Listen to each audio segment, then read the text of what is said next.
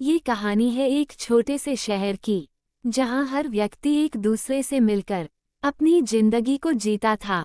इसी शहर में एक लड़की रहती थी जिसका नाम ऐश्वर्या था। वह एक साधारण लड़की थी जो अपनी पढ़ाई और घर के कामों में व्यस्त रहती थी। ऐश्वर्या का दिल बहुत सादा और प्यारा था।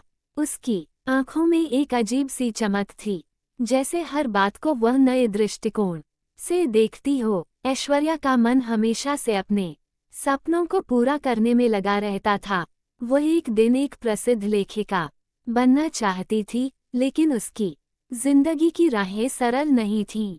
वह जानती थी कि उसे इसके लिए बहुत मेहनत करनी पड़ेगी, लेकिन उसकी सबसे बड़ी समस्या ये थी कि वह अपनी भावनाओं को व्यक्त नहीं कर पाती थी। उसका दिल अक्सर उन भावनाओं से भरा रहता था जिन्हें वो किसी से साझा नहीं कर पाती थी। शहर में एक और लड़का था जिसका नाम विवेक था। वह एक जर्नलिस्ट था और हर रोज अपनी मेहनत से एक नया कहानी लिखता था। वह एक बहुत ही गंभीर और विचारशील लड़का था, लेकिन उसका दिल भी एक गहरी तन्हाई से जूझ रहा था। उसने कभी किसी से खुलकर अपनी भावनाओं का इजहार नहीं किया था। उसका दिल भी किसी खास के लिए धड़कता था, लेकिन वह ये नहीं जानता था कि वह व्यक्ति कौन हो सकता है। एक दिन ऐश्वर्या और विवेक का पहली बार सामना हुआ। ऐश्वर्या अपने घर से बाहर जा रही थी और विवेक अपने काम से लौट रहा था। दोनों का रास्ता एक ही था और बस कुछ ही कदमों में उनका आमना सामना हुआ। ऐश्वर्या ने चुपचाप नजरें झुका ली, जबकि विवेक ने उसे मुस्कुराते हुए देखा। आप यहाँ? विवेक ने धीरे से पूछा। जी, बस जा रही थी। ऐश्वर्या ने सिर झुका लिया, फिर भी उसकी आवाज में एक हल्की सी मिठास थी। विवेक ने महसूस किया कि कुछ खास है इस लड़की में, लेकिन वह समझ नहीं पाया कि क्या। कुछ पल के बाद दोनों का रास्ता अलग अलग हो गया, लेकिन उस मुलाकात ने दोनों के दिलों में कुछ गहरे परिवर्तन की शुरुआत कर दी थी। दिन बीतते गए और दोनों की मुलाकातें बढ़ने लगीं। ऐश्वर्या और विवेक एक दूसरे से अनजाने में जुड़े थे। विवेक ने ऐश्वर्या को अपनी कहानियों के बारे में बताया और ऐश्वर्या ने उसे अपनी लेखन की दुनिया के बारे में। दोनों एक दूसरे के विचारों और भावनाओं को समझने लगे थे, लेकिन ऐश्वर्या अब भी अपनी भावनाओं को खुलकर नहीं कह पाई थी। वह विवेक के बारे में सोचती थी, लेकिन डरती थी कि कहीं वह उसे सही नहीं समझे। एक दिन जब ऐश्वर्या अपने घर के बगीचे में बैठी थी और अपनी किताब पढ़ रही थी, विवेक अचानक उसके पास आ गया। उसकी आंखों में कुछ अलग सा था, जैसे वह कुछ कहना चाहता हो, लेकिन शब्द कहीं खो गए हों। ऐश्वर्या, विवेक ने धीरे से कहा, तुमसे एक सवाल पूछ सकता हूँ? हाँ, पूछिए, ऐश्वर्या ने उत्सुकता से जवाब दिया। तुम्हारे अंदर वह खास बात क्या है जो मुझे बार बार अपनी ओर खींचती है? प्रश्नवाचक चिन्ह उद्धरण चिन्ह। विवेक ने सीधे तौर पर पूछा। ऐश्वर्या चुप हो गई। उसे यह सवाल न तो अपेक्षित था और न ही तैयार थी। उसका दिल धड़कने लगा, लेकिन उसने हिम्मत जुटाई और जवाब दिया, मुझे नहीं पता। शायद यह मेरी किस्मत हो, या फिर शायद ये तुम्हारा दिल है जो मुझे इस तरह महसूस करवा रहा है। विवेक चुप हो गया और दोनों के बीच कुछ पल का सन्नाटा छा गया। उस सन्नाटे में बहुत कुछ था जिसे शब्दों में व्यक्त नहीं किया जा सकता था। फिर विवेक ने धीरे से कहा, ऐश्वर्या, क्या तुम जानती हो कि कभी-कभी बिना कहे भी दिलों को समझा जा सकता है? ऐश्वर्या ने सिर झुका लिया और अब वह महसूस करने लगी थी कि उसके दिल की आवाज विवेक तक पहुंच चुकी थी। वह भी अब खुलकर अपनी भावनाओं का इजहार करने के लिए तैयार थी।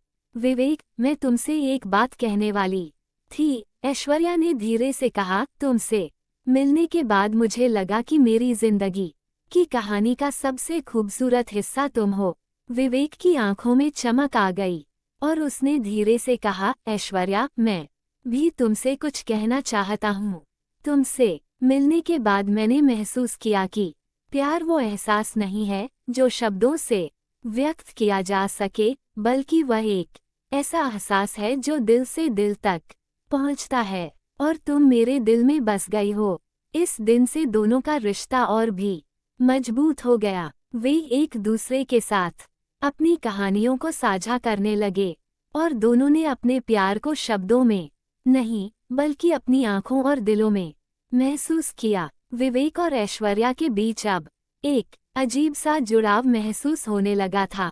शुरू में दोनों सिर्फ दोस्त थे, लेकिन जैसे जैसे समय बीतता गया उनका रिश्ता धीरे धीरे एक नई दिशा में बढ़ने लगा। ऐश्वर्या को विवेक का साथ अच्छा लगने लगा था। उसके साथ समय बिताने से उसे आत्मसंतोष और शांति मिलती थी। हालांकि वो कभी भी खुलकर अपनी भावनाओं का इजहार नहीं कर पाई थी, लेकिन वह जानती थी कि उसका दिल कुछ खास महसूस कर रहा है।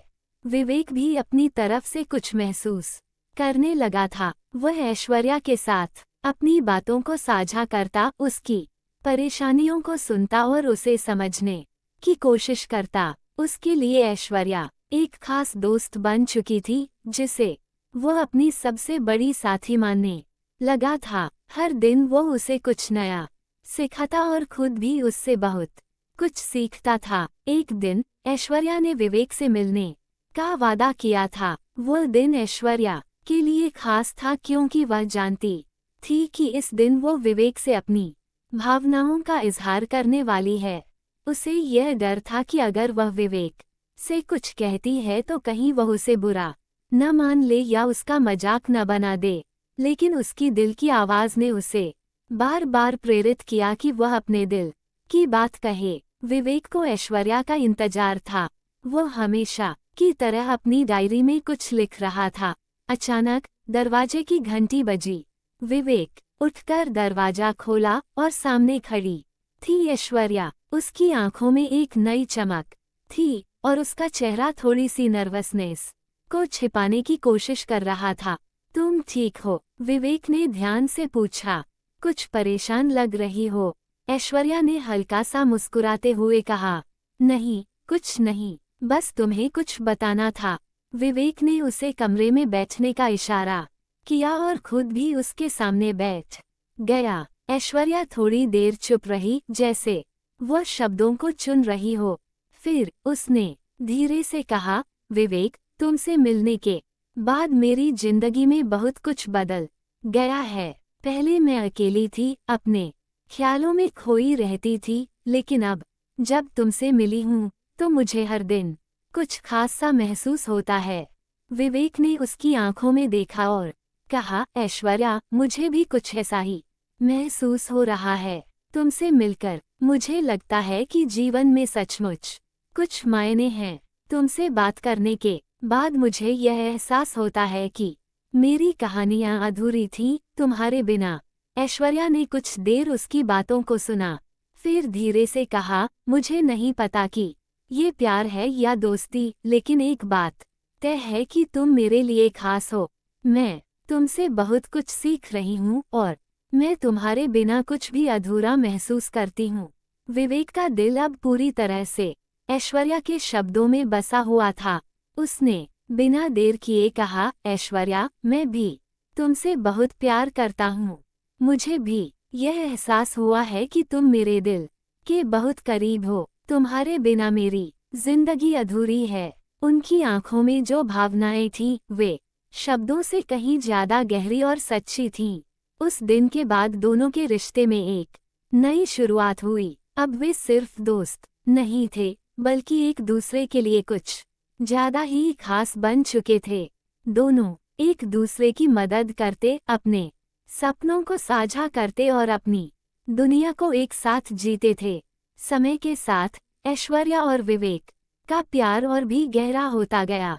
दोनों ने मिलकर बहुत सारी मुश्किलों का सामना किया। एक बार ऐश्वर्या की किताब का पब्लिशर उसे यह कहकर निराश कर रहा था कि उसकी लेखन शैली में कुछ कमी है, जबकि वह इसके लिए बहुत मेहनत कर चुकी थी। वह बहुत उदास हो गई थी, लेकिन विवेक ने उसे समझाया और उसका हौसला बढ़ाया। तुमने अपनी पूरी मेहनत लगाई है, ऐश्वर्या, विवेक ने कहा, ये छोटा सा असफलता तुम्हारे सपनों को रोक नहीं सकता। तुम्हारी मेहनत का फल तुम्हें मिलेगा, बस तुम्हें खुद पर विश्वास रखना होगा। ऐश्वर्या ने विवेक की बातों को दिल से सुना और फिर से अपनी लेखनी को पकड़ लिया। उसे महसूस हुआ कि सच्चा प्यार सिर्फ शारीरिक आकर्षण तक सीमित नहीं होता, बल्कि वह एक दूसरे के सपनों, संघर्षों और मुश्किलों को समझने और साथ निभाने का नाम है। विवेक और ऐश्वर्या ने अपनी जिंदगी में एक दूसरे को अपना सबसे बड़ा समर्थन बना लिया। उन्होंने ये सीखा कि रिश्तों में सिर्फ शब्दों की जरूरत नहीं होती, बल्कि यह विश्वास और समझ के आधार पर बने होते हैं। दोनों ने अपने प्यार को इस तरह पाला कि वह कभी भी टूटे नहीं।